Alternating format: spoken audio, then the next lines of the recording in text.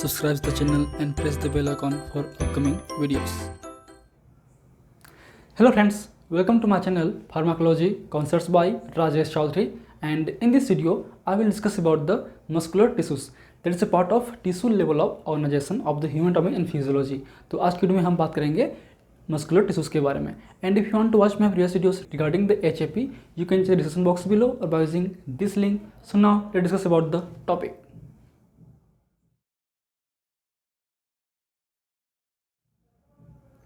So muscular tissues. So basically these tissues develop the muscular systems within our body. तो ये हमारी body के अंदर में जो मस्कुलर सिस्टम्स हैं उसको डेवलप करता है. बात करें हम लोग मस्कुलर टिश्यूज की, मतलब बात कर रहे हैं मसल्स की. So basically the main characteristics feature of this cells और this tissues are these have ability to contract and relax and they made up by the myocytes. तो कहीं ना कहीं इनका जो मेन फीचर्स हैं वो है आपका कॉन्ट्रैक्शन और रिलैक्सेशन. इनका मेन फंक्शन ही एक तरीके से इन्हीं प्रॉपर्टी के बेस पे ही है. इनका जो सेल्स हैं उनको हम बोलते हैं मायोसाइट्स. मायोसाइट्स मतलब मसल्स का सेल. ये सेल्स मिलके आपके मसल्स बनाते हैं, टिश्यूज़ बनाते हैं, और ये टिश्यूज़ मिलके आपके एक ऑर्गन को डेवलप करते हैं और फिर वो सिस्टम को डेवलप करेगा. ठीक है. And the main function of this tissues are the movement within the body and of the body itself. Means ये हमारी बॉडी के अंदर में जो ऑर्गन्स का मूवमेंट है, जैसे कि बात करें हम लोग ब्लड वेसल्स हैं उनका मूवमेंट है, आपके कॉन्ट्रैक्शन रिलैक्सेशन है, हमारी बॉडी का खुद मूवमेंट है, जैसे कि हम चलना है, लिखना है, दौड़ना है, या हमारे जो हार्ट का मूवमेंट है. तो हमारे बॉडी के अंदर में जो मूवमेंट चल रहा है उसके लिए भी रिस्पॉन्सिबल है. साथ साथ हमारा जो मूवमेंट है बॉडी का उसके लिए भी आपके मसल्स ही रिस्पॉन्सिबल होते हैं. ठीक है. बात करें मसल्स की, तो मसल्स बेसिकली 3 टाइप के होते हैं. There are 3 type of muscles. First is the skeletal muscles, second is the cardiac muscles, third is the smooth muscles. तो इन मसल्स को हम और बहुत सारे नाम से भी जानते हैं. जैसे कि हम बात करें, this is also known as the stated muscles और voluntary muscles. This is also known as the cardiac muscles and this also known as the involuntary muscles और विसरल मसल्स. तो इनके नाम के पीछे भी एक रीजन्स हैं जिसके बारे में हम बात करेंगे आगे. तो बात करें हम लोग पहले इनके फीचर्स की, इनके डिफरेंसेस की, इनके स्ट्रक्चर की. So this are the basic structure of this muscles. तो उनके बेसिक डिफरेंस क्या है, आपके ये जो स्केलेटल मसल्स हैं इनका जो स्ट्रक्चर है वो सिंगल होता है, एक स्ट्रिप फॉर्म पे होता है, एक सिलेंड्रिकल शेप में होता है, जबकि ये ब्रांच होते हैं और ये थोड़ा सा डिफरेंट होते हैं. ठीक है. तो कार्डियक और स्केलेटल मसल्स का जो स्ट्रक्चर है वो लगभग सेम होता है, लेकिन ये ब्रांच होता है, ये आपके नॉन ब्रांच होते हैं. बात करें हम लोग स्मूथ सेल्स की तो वो डिफरेंट ही होता है एक तरीके से. तो बात करें हम इसके बेसिक स्ट्रक्चर की, तो जैसे कि हम देख सकते हैं इस स्ट्रक्चर पे ये आपकी बेसिक न्यूक्लियस हैं, ये आपका सार्कोप्लाज्म है, मतलब साइटोप्लाज्म. सेल्स के अंदर में जो आपके वाटरी मीडिया है वो उसको बोलते हैं हम लोग साइटोप्लाज्म.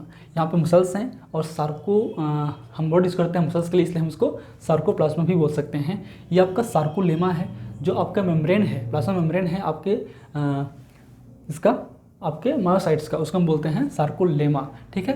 ये हो गया आपका स्ट्रेटन्स. ये जो आपके स्ट्रिप्स हैं इनको बोलते हैं स्टेटन्स. ठीक है. इसी स्टेटन या स्ट्रिप्स के कारण इनको हम स्टेटेड मसल्स भी बोलते हैं. ठीक है.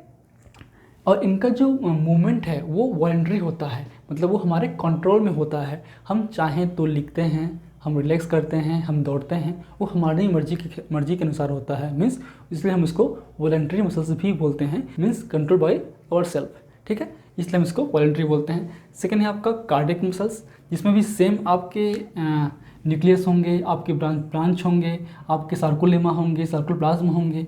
ये जो डिस्क है ये आपका है इंटरकलेटेड डिस्क. ठीक है. ये बेसिक डिफरेंस है आपके स्केलेटल पे और कार्डियक पे. ठीक है.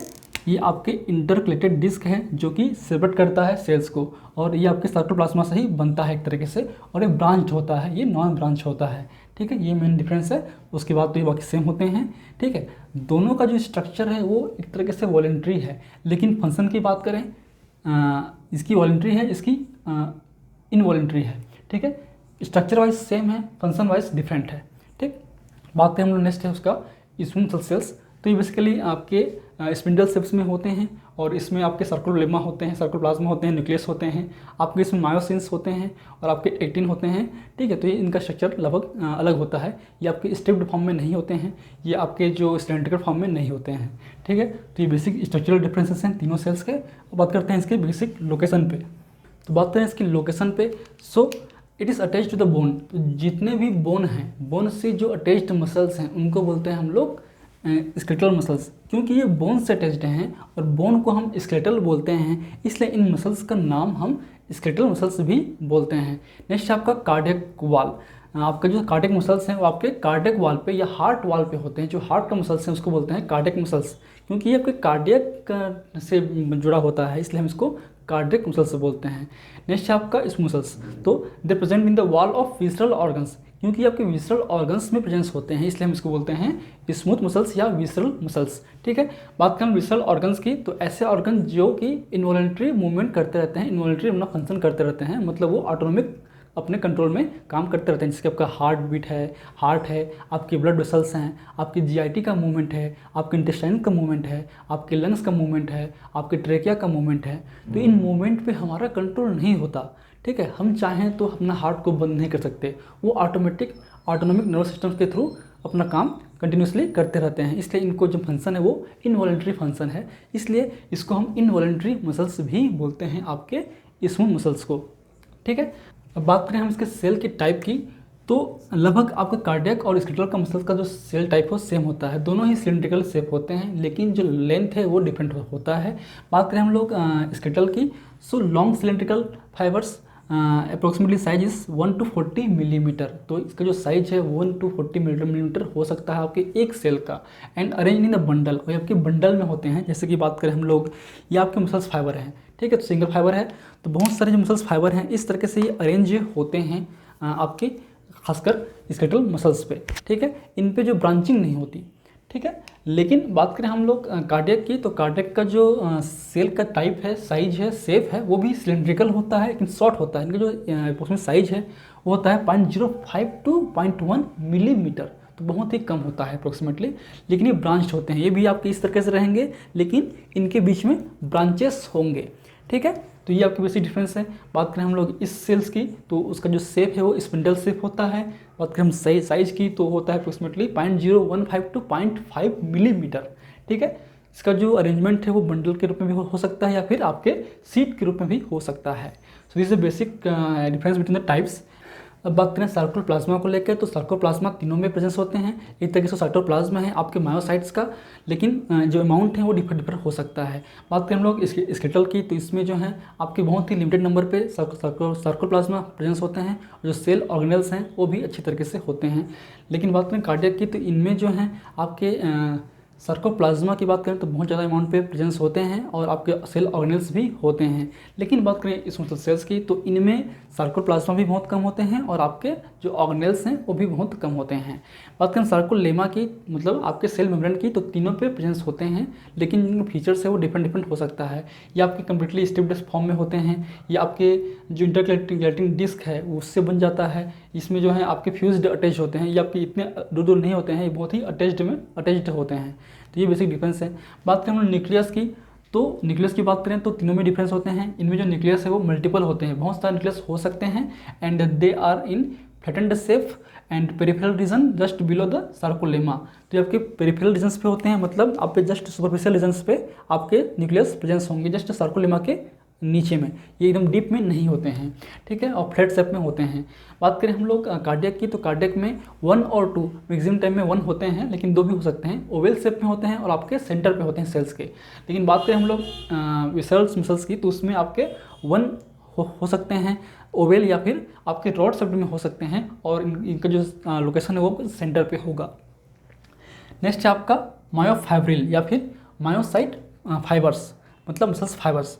बात करें हम लोग इसमें, तो इसमें आपके स्टेरेड मसल्स होते हैं, लॉन्गिट्यूडिनल स्ट्रेटन्स प्रेजेंस होते हैं, मतलब स्ट्रिप्ड प्रेजेंस होते हैं। ये जो स्ट्रिप हैं इसी के कारण इसको हम स्टेटेड मसल्स भी बोलते हैं। बात करें हम लोग कार्डियक में, तो कार्डियक में भी आपके स्टेटन्स होते हैं, लेकिन बहुत ही कम होते हैं as compare to the skeletal muscles.